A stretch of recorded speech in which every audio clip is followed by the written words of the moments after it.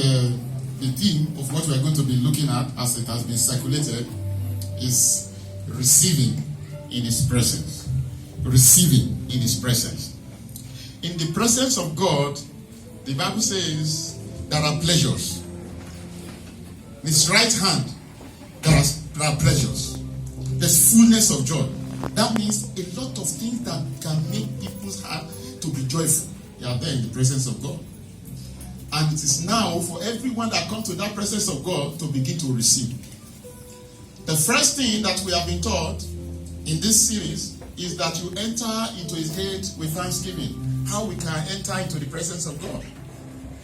That one have been discussed with us for some 1 or 2 Fridays ago. But now, if you are in the presence of God, how do you actually receive what is in the presence of God? So many people can appear in the presence of God and they can still go empty-handed. But today you are not going empty-handed. Amen. You are going loaded. Amen. You are going blessed. Amen. You are going profited. Amen. In the mighty name of Jesus. If someone does not have direction before, when such person comes to the presence of God, the first thing that the person will desire is to receive divine direction. Therefore, divine direction is coming your way. Amen. In the mighty name of Jesus. Amen. So there's so many things that can be received in the presence of God. Presence of God is the secret place of the Most High, as Psalm 91 has said, where we read. Because in that place is the secret place of the Most High. But in the secret place of the Most High, nothing is secret. Everything is laid bare. Everything is open to Him. So everything is naked, even in the secret place of God.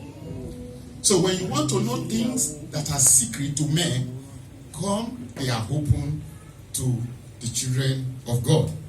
So the first thing you receive in the presence of God, according to how I've numbered it, is you receive insight. You receive insight. You receive insight. If you have been following a matter up for years, you have done everything you knew how to do, and there was no solution, go into the secret. Ask, Lord, give me insight into this. The Lord will begin to convey what you need to do. In the presence of God, again, it's a place of power. You can receive power. You can receive power. He said, you shall receive power when the Holy Ghost will come upon you.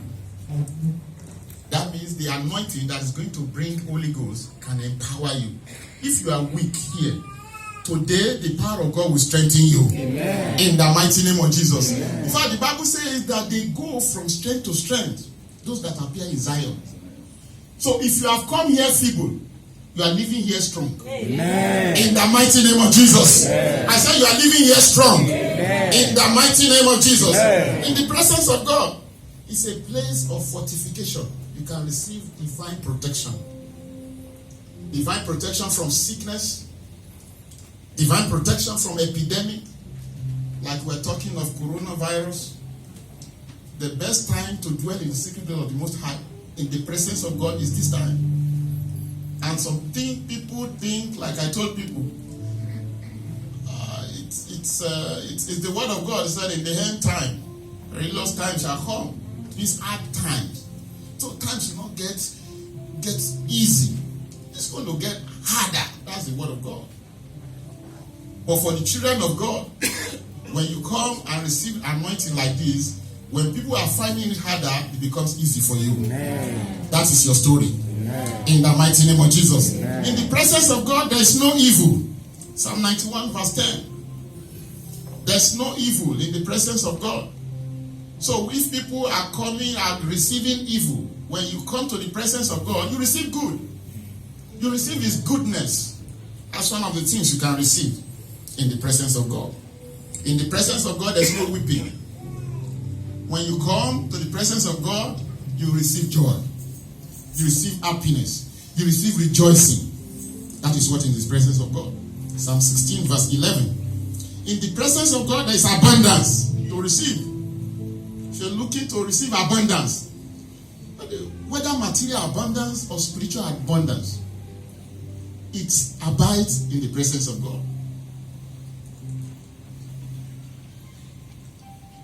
if you have something you want to achieve and you lack resources to achieve it, there's somebody here today that by this anointing that you will receive here today, the abundance that you need to meet that need will come your way. Amen. In the name of Jesus. Amen.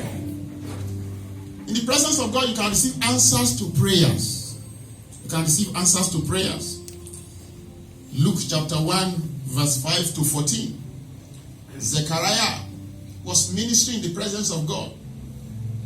And the presence of God, he had been praying. The Bible says Zechariah and Elizabeth, they have been barren. But they never ceased to do their priestly duties. They were ministering in the presence of God.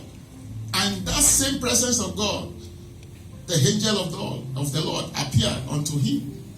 And he said, your prayer is answered. You will conceive and you will get a son. Everyone that appears to be barren here today, in the name of Jesus Christ of Nazareth, by this anointing, your womb is declared open. Amen. In the name of Jesus. Amen. Of course, fruitfulness have already started. You can hear that testimony. And it means it's a sign. It's not a coincidence. It's a sign that has gone forth. So when you tap into it and you connect with this anointing, heaven will release fruitfulness for you. Amen. In the mighty name of Jesus. Amen. So in the presence of God, you can receive answers to your prayers. You can receive answers to your prayers. The presence of God is not a place to fear. It's not a place of fear. It's not a place of retardation. It's not a place where people come and they become stagnant. That is not what the presence of God is meant for. So the presence of God is a place of speed. It's a place that you receive empowerment to have speed, to move higher, to move greater, to move to glorious heights. Those are the things you receive in the presence of God. The presence of God is a place of faith, not a place of fear. So when you come to the presence of God, you should receive faith. Your faith should begin to be stronger than how you entered. Anyone that appear in Zion, the Bible says they move from strength to strength. In your faith must be strong. So when you come to the presence of God, one of the things that you should desire to receive is faith. Is faith. How do you receive all this? If the presence of God is loaded with all this that we have said, peace is in the presence of God.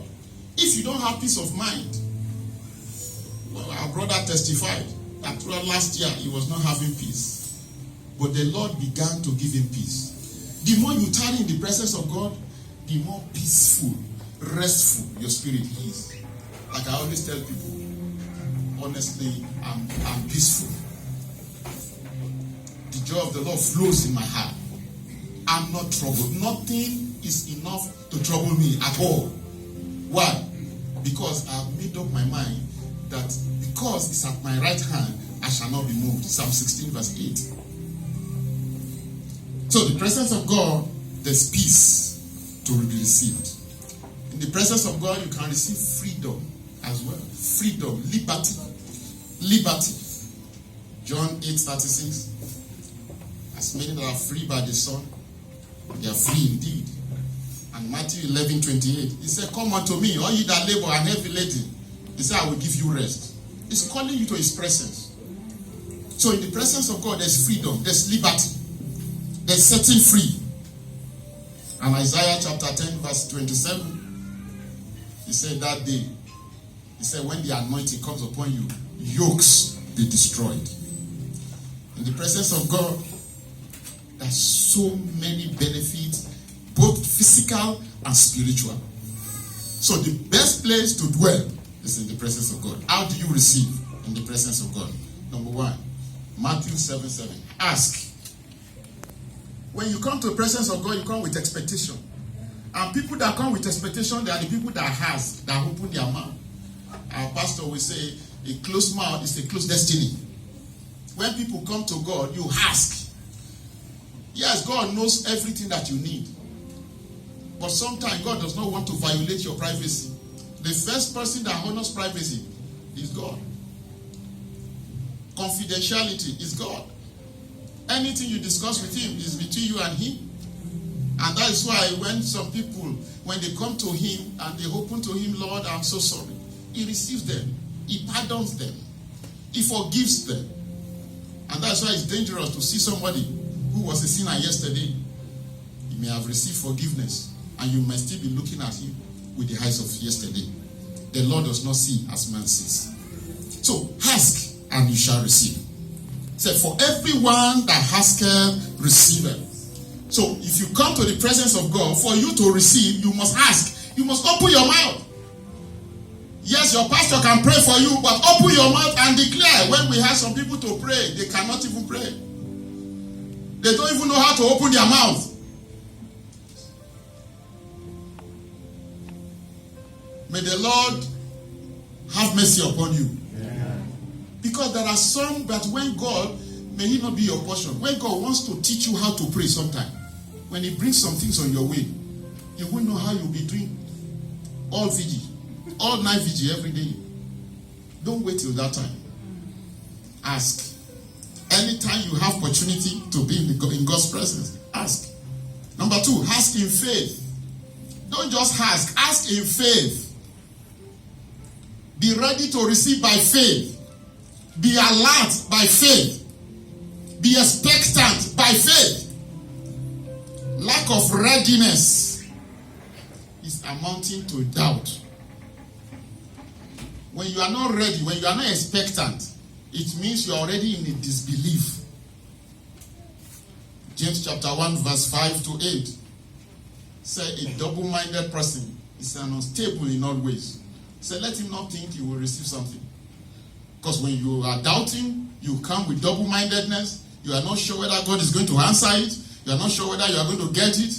You are not sure whether it's going to be like yesterday. If Anna had been double-minded, Anna would not have gotten what she got. Anna was going to Shiloh every year. Every year. Every year she has an expectation. Every year she has an expectation. She's not saying, oh, I went last year, I didn't get. Okay, let me just try. No, she went with expectation. Some group of children, some group of Christians in Acts chapter 12, verse 3 to 19. They were praying for Peter to be released from prison. These were supposed to be New Testament Christians that should have faith, that should believe. And by the time God heard their prayers, the Bible says angels came and they set free Peter. And Peter was released.